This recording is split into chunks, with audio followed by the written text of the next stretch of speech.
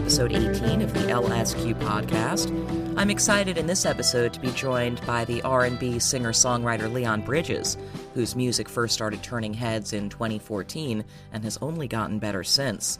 We met up this summer in New York, not long after the release of Leon's sophomore album, Good Thing, and in the conversation you're about to hear, we discussed the childhood performances that sparked his earliest creativity, and in this case that was as a dancer, even before he discovered that gorgeous voice of his. Of course, we also talked about his evolving music tastes, how he first began delving into the throwback soul and vintage R&B that informed his 2015 debut album, and his current goals for continuing to expand his sonic palette as he begins to look toward album number 3. Plus, after the Leon interview, a little something from my archive. I was listening back to a 2007 phone chat I had with Jack White and found a morsel I want to share with y'all, so that's coming up right after this.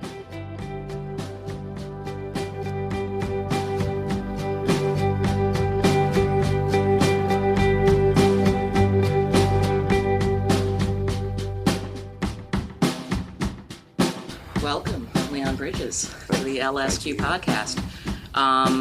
When was the first time you came to New York City, where we are meeting currently?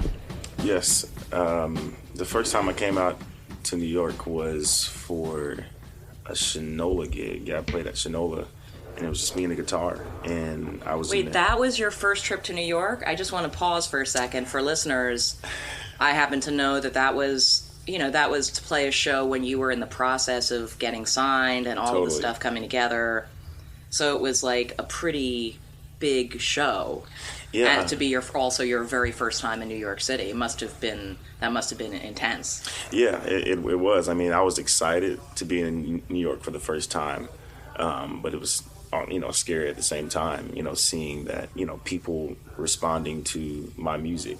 And at the time I had 2 singles out on SoundCloud, and I remember being booked for the show, and I was just like, oh crap, like I'm not a good guitar player, I got to play in front of all these people and all this kind of stuff, but like, yeah, that's the first time. And so that was just, say, 4 years ago that happened. So would you have imagined back then that by now, as recently as now, you would be in this completely different situation where now you're here in New York? It's sort of old hat to you almost already at this point. I mean, when you came here to visit for that show, what was your feeling of best case scenario of what might happen in the next couple of years with your music? Man. Like, what were you like, if I can just get to this place with this in the next few years, this will all have been worth my time? For sure. I mean, like, I don't know what I wanted. I mean, like, my thing was, like, I wanted to be able to support my family financially, and then there were a couple of things that I wanted to do, like a tiny desk concert, and I don't know, and find a record label that would support, what I wanted to do artistically, and that was it. And that was like around the time I was having meetings with Columbia Records and Atlantic and all that kind of stuff. Right. But I mean, your frame of reference at that point for people you knew who had managed to get somewhere with music, who were the sort of the artists, the more humble aspirations, who was someone whose career in recent years you were like, if I can kind of achieve what they've achieved, that would be awesome. Yeah. Man, around that time I was, and even currently, I was looking up to artists like Leon LaHavis and James Blake and Frank Ocean, Miguel, and I never thought at that time that I would ever be in the same place with those people. I mean, and some of those guys I call my friends, and so it's amazing, where life brings us. But yeah, those are the people that I looked up to. I can see some threads or what I think those artists might have in common, but to you, what is it about what those artists do or the way they present themselves in the world that feels like, what do those artists share in your mind? James Blake and Leon LaHavis and so forth. Yeah. or what do you think that the music that you're most instinctively drawn to, what do you think the qualities are in the artist as a whole or the aesthetic of the music that always kind of intrigues you? Well, I've always been a lover of R&B, and I would say that that's kind of like the common thread with all those artists. But it's unconventional R&B, right? Yeah, for it's sure. like what you might not call R&B as your first description of it, but like that's like if you're going to really break it down to what it is, that's what it is, right? It definitely is unconventional. But the root of it all is R&B, and that's kind of what I was drawn to in the beginning. Like, those guys are great songwriters, and their approach to that genre is very unique. And so, okay, I know that you only started playing the songs that we've heard from you as an artist, shortly before this first trip to New York that you were talking about. But did you perform music, or did you perform in any other capacity as a kid? What were your first experiences with being creative in front of an audience or something? Yeah, the first time I performed in front of an audience was in high school at our senior show, and I danced to "This Is Why I'm Hot" by, I think his name is Jibbs or something like that. And it was crazy because, like, in high school I was like the shy guy, the quiet kid in class, and none of my peers knew that I could dance, and so it was a shock to my whole class. Was it like some Napoleon Dynamite shit? Like, were you just almost, yeah, like because you were secretly on your own, just busting a move at home and working out routines and stuff. For sure, yeah. I mean, like, heavily influenced by Usher and of course Michael Jackson. Right. I remember seeing like the 40th anniversary concert.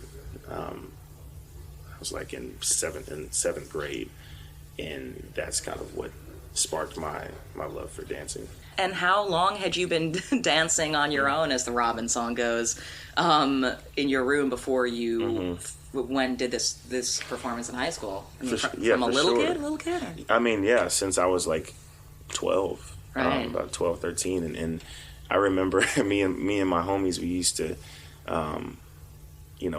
pretend, like we were, boy bands, and we'd get out on the front porch and like come up with routines and all that kind of stuff, like any, kid, right. back around that time. And, but yeah, that was, I started when I was 12 years old, and I didn't, dance in front of an audience, until I was about 15. Right. So you had a few friends who knew that you danced, who you would do. Yeah. Right. And why do you think you didn't? Was it just shyness that made you kind of put off, like showing your moves in front of people besides your friends who you were doing it with? Or? Yeah, for sure. Shyness, and then like I never thought that I was like good enough. I guess comparatively to some of my classmates who were awesome at it. Right. And so, yeah. And because I'm intrigued, and I wonder, was it a similar thing with playing music, where when you first started doing it, you felt like you had to just do it in private and didn't feel like you were ready for an audience, even when you started playing for audiences? For sure. And more of it was like, trying to sharpen my craft. I had just picked up the guitar, had just started songwriting. So tell me about what inspired that. What inspired you to pick up the guitar in the first place? Yeah. Well, when I got to college, I went there initially to get my associate's degree, but also hopped into the dance program as well. And so before I got there, my brother, my older brother, he went there first, and there was this group of guys that he had met, who were from. It was crazy because like they were from the hood, but they were taking like ballet and in modern dance classes, and so like that inspired me to kind of take some technique classes. And when in my downtime, I met this chick her name was Kyrie, who was a dope guitar player. And I remember one day she was on her way to class, and I was like, yo, you mind if I strum on your guitar while you're in class? And I was like, hey, can you show me some chords? And she wrote down on this little like simple chart. It's like A minor, E minor. And that was like my first time picking up a guitar. Did something feel good about it immediately, about just making the noise with it and holding it and everything? Did it appeal to you right off the bat? Oh, totally. I mean, and then I felt like kind of good because, I was able to kind of like to get it down pretty quick and strum, and it felt awesome because I had seen a lot of, I kind of always aspired to play guitar and write my own songs. So how long were you sort of just teaching yourself guitar before you start writing tunes? Man, that was about a year. Right. So you learned how to play other songs first. Yeah. It's funny because like I used to like take those same chords, A minor, E minor, and just sing some of the songs that I knew over it. Right. And so that was. So what were some of those songs? What were some of the songs you first like taught yourself to play perfectly? Yeah, there was this one song called "Fiendin" by Omarion, and it was like, and I know when I'm away, you miss me all day, got me going crazy, girl, I'm fiending you. When you need to be relaxed, lay down on your back, know who you can have.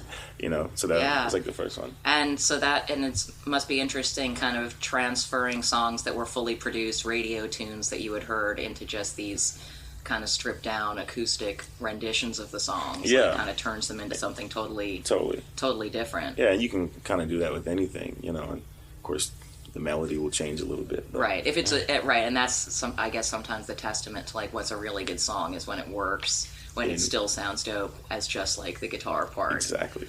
And so the first couple of songs that you started writing, what was sort of the feel that you were going for? Yeah.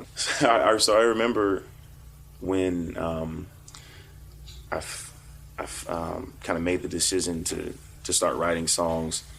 I remember sitting down with a homie who actually lives here now, but we grew up together in Fort Worth. And I remember asking him, I was like, who are some neo soul artists? Because I felt that was like a cool alternative to like traditional R&B. Yeah. And so he wrote down like Miguel and Frank Ocean and all that kind of stuff. So I went and checked those guys out. And at the time I was listening to a lot of underground hip hop. Right. And so before I got okay on the guitar, I used to download beats from Bandcamp. Mm. And the first song I wrote was a song called Conversion. And I remember going to like the open mics and plugging in my iPod, playing the beat and singing over the beat. And that was like one of the first songs I wrote. And did you like that song, Conversion? Did you like it right away? I mean, did you feel like, yeah, did it? I knew, like, it's crazy, like everything that I was writing around that time. Well, of course, there's a couple of jams that, I would write and I just kind of scratch it. But like, I kind of knew as I was writing it that it was a dope song. Right. I mean, did you feel like you had discovered like a pleasure zone that, I mean, it must have been exciting to be, already like an adult, a young adult, but already an adult, and kind of suddenly open the door to this outlet that, you had dance as a creative outlet before, but yeah, I mean, did it sort of feel like, what the fuck is this? No, yeah, totally. No, that's sort of like a abstract question. No, exactly what you said as far as like the pleasure zone, because... Welcome to the pleasure zone, Leon. Because, it was awesome being able to express myself through dance when I was in college. But I remember having to kind of step away from school to pick up some extra hours to help support my mother. And so in that downtime was when I was able to work on the music. But it was awesome that, I was like, oh, wow, found another outlet for, my creativity. And I was like, oh, this is dope. I can, write songs and then when I would go to the open mics and play them, people were digging them. Right. And was it also sort of like a thing you felt like you needed for catharsis, or, just I'm sure it's stressful, having to support your family and stuff like that, having to take a step away from college to deal with that kind of a thing, to have something that's a outlet for expressing what's going on with you also must have, is that still when you're working on songs, are you trying to tap into getting something off your chest? For sure. Yeah, it was definitely therapeutic for me to be able to write songs, strum on the guitar, and that kind of vibe. Do you think you figure things out about yourself by writing songs, or have you ever sort of gained sort of an insight into your own brain by a lyric that came out of you? Yeah, it's crazy because I don't really look at it like that. I don't know, when I write, I guess so. In this recent a process to write my second album, I definitely kind of learned more about myself. There's places on this album that I would have never been open to writing about 2-3 years ago. Right. So it definitely is a reflection of my growth, for sure.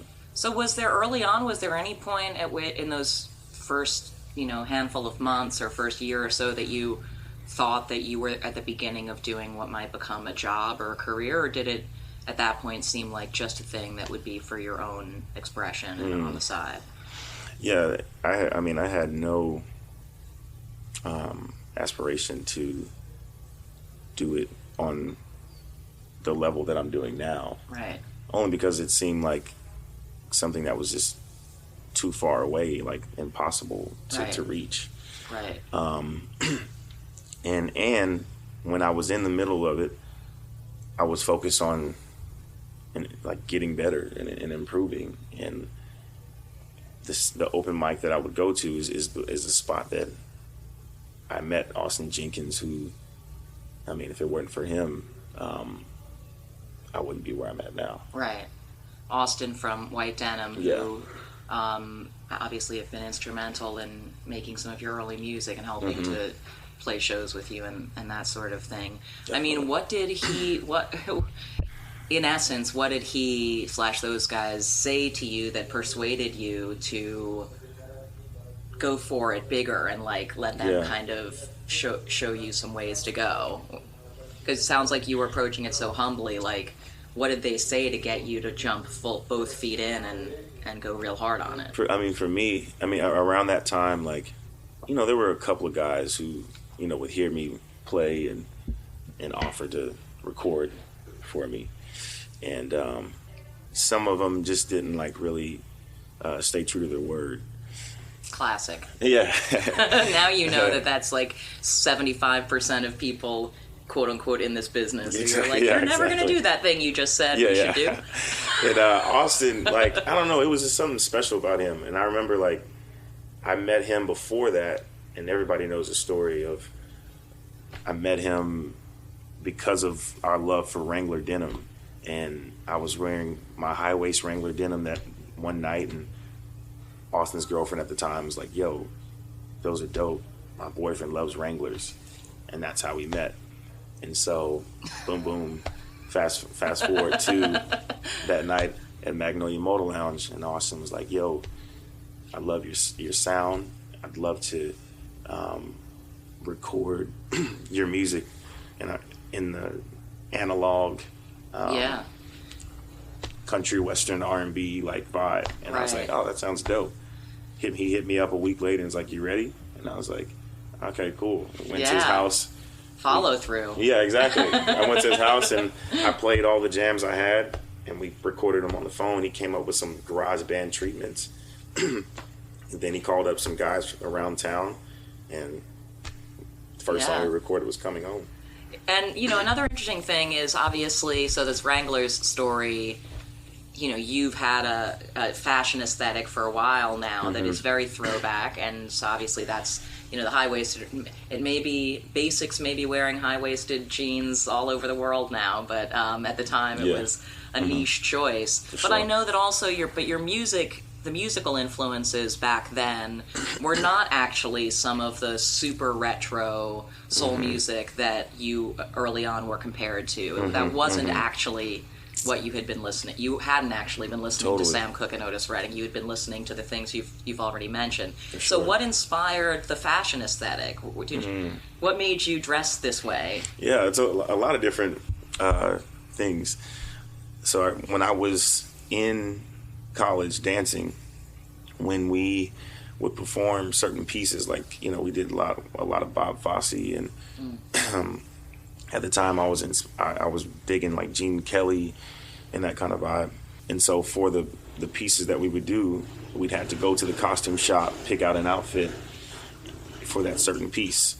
And so like being in the costume shop, there was like a whole bunch of vintage clothing, and I used to like take some of that home. Yeah. And Gene Kelly loved a high-waisted situation. Oh, no, totally.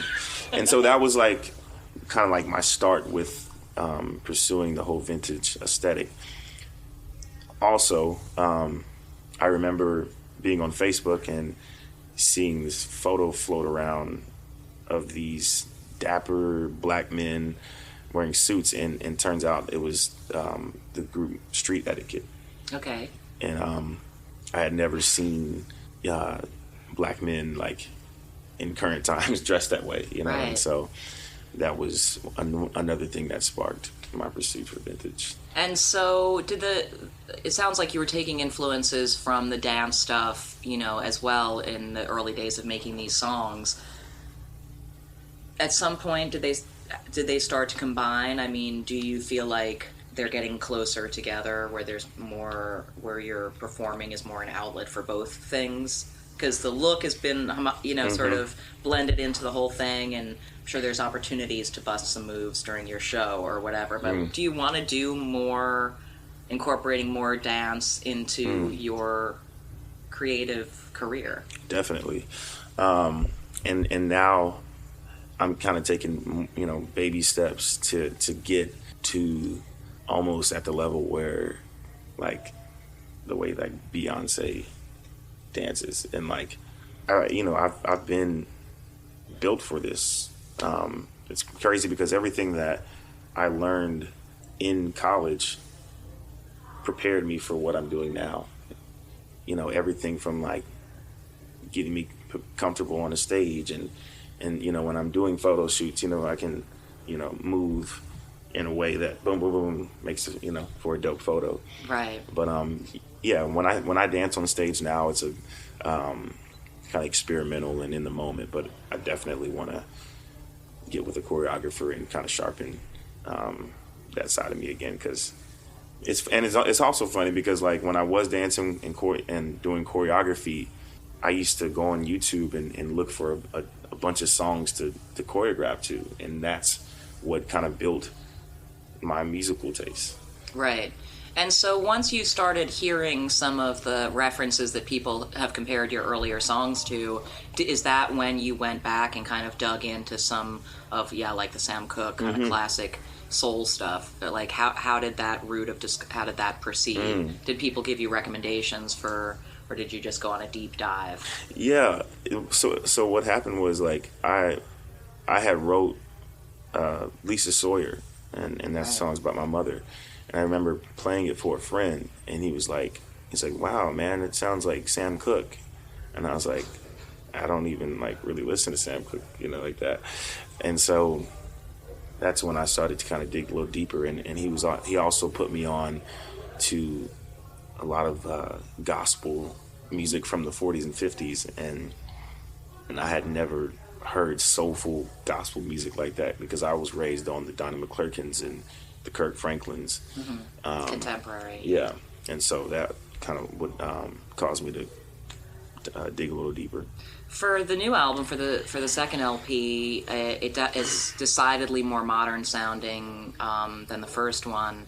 Definitely feels like a 2018 R&B album. Mm-hmm. How much of kind of really just wanting to assert a modern sound was a part of that? I mean, how much intentionality did you go into making this newer record with, of having it not be as...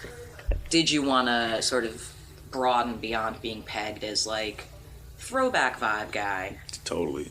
Yeah, so I think the change was kind of inevitable because I felt like I had hit a wall when it came to trying to write more songs like Coming Home. And I was like, everything that I needed to say within this style is right here in the first album. There's no need to, keep writing this way. And so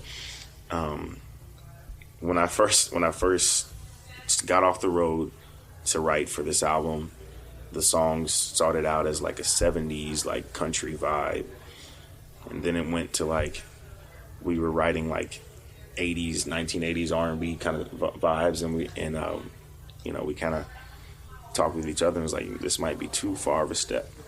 And so and I felt like I feel like, I mean, I was reminded of like George Benson at moments listening to it, because just like a sweet 80s like jazz almost, Yeah, and as me and Austin Jenkins and my producers and myself, we felt like we hit a wall creatively.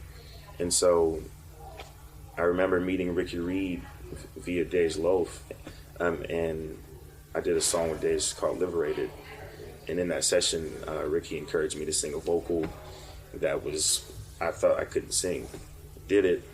And so fast forward, we were like, yo, Ricky might be the guy to do it. No pressure. Let's try it out. If it doesn't work out, we'll go back and, keep writing. Right. And so that's what the album is. Right, yeah. And, I mean, so let's just pause for a second, rewind, and talk a little more about the songwriting process for you. I mean, so when even before you get together with whether it's Ricky or Austin or whoever, like, what's your process like of beginning songs? Or do you try and kind of jam with everyone in the room? Is there a phase where you're kind of alone in whatever your creative space is that you're kind of jotting down ideas? Yeah. I mean, I'm constantly jotting down ideas. Sometimes it starts me messing around on the guitar. Sometimes there's a lot of times in songwriting, it can be difficult to just like only write on guitar, because I feel like that can be limiting. Yeah. And so like sometimes, I'll come up with a melody and put it in my voice memo or GarageBand. But the process for this album, a lot of it started out with like Ricky, he had a library of different like vibes, and he would play. A library? Yeah, it's a library. Nice. Sorry, not sorry. And so he would play them, and then I would just pick out which one was speaking to me. And a lot of it started out with just me, being like, I'm down, I'm down, I'm on the bed. What was that? Okay, wait, record that. And the whole session, it's like me with the SM7 microphone and just like boom, boom, boom, boom. It was like, it's really hard to like remember everything because it went by so fast. Like, wow.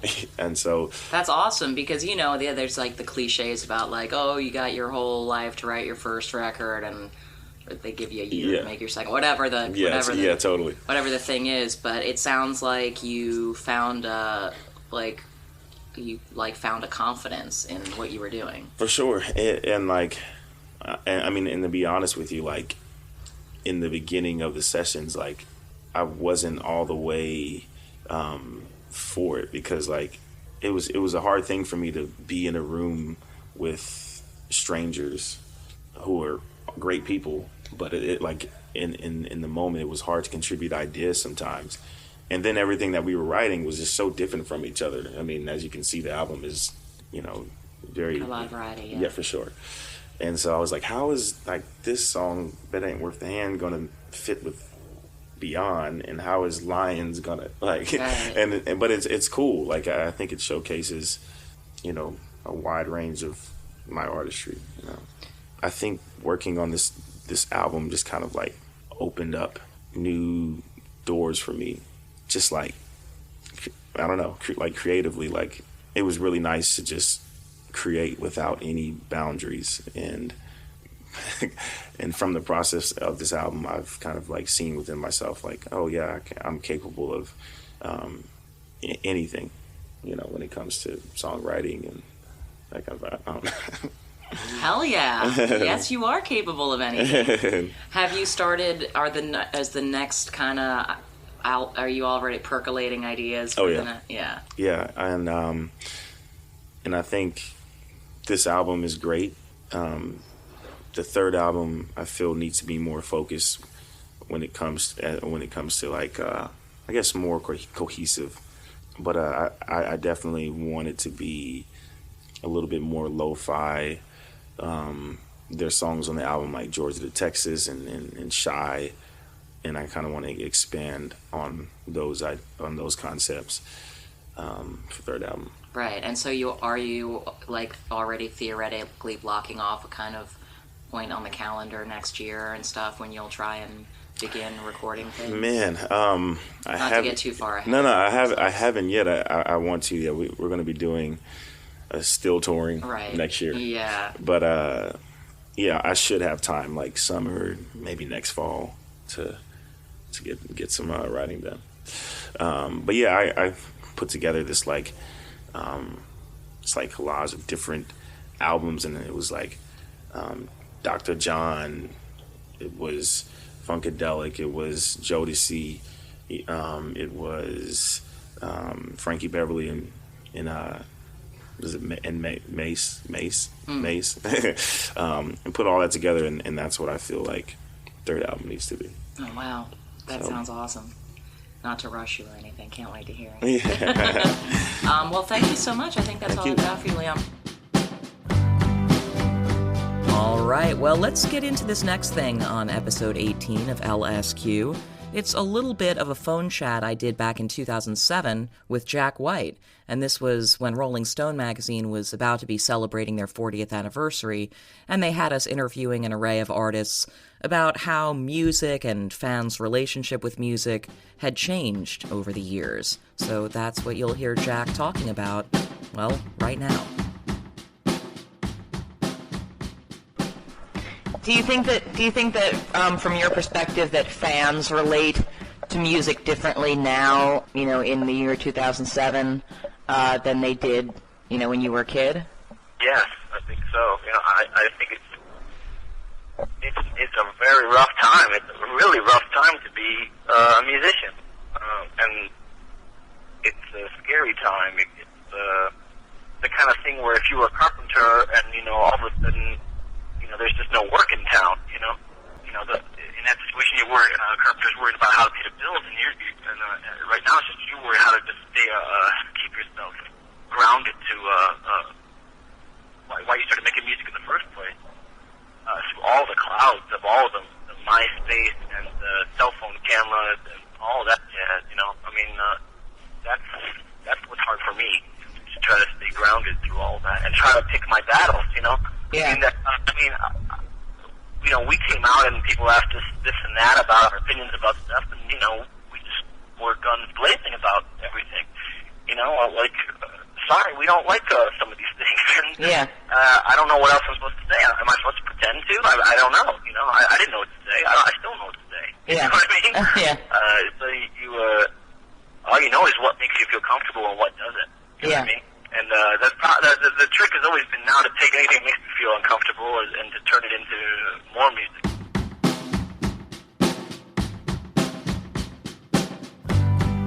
Well, that brings us to the conclusion of episode 18 of the LSQ podcast. Thank you so much for listening. And of course, massive thanks to Leon Bridges for taking the time to talk with me. The next episode of the pod, episode 19, features an interview with Dirty Projectors main man David Longstreth. So look for that in the next couple of weeks. Dirty Projectors are also about to be back on tour in North America. So dirtyprojectors.net has the info if you want to get a jump on that. And if you subscribe to LSQ right now, you'll always get the new episodes as soon as they come out. Plus, if you've got a rating or a review you care to leave, I'd appreciate it. And as always, you can reach me with feedback and so forth on Twitter, @JennyLSQ. Maybe do some binge listening and delve into recent episodes, that two-parter with Connor Oberst, or the one from earlier this year with Tegan and Sarah, also a favorite of mine. I can't believe that we're now coming up on the 1-year anniversary of LSQ. I'll try and do something special to celebrate next month as well. But anyhow, for now, we're done. Episode 18 in the can. Thanks so much for listening.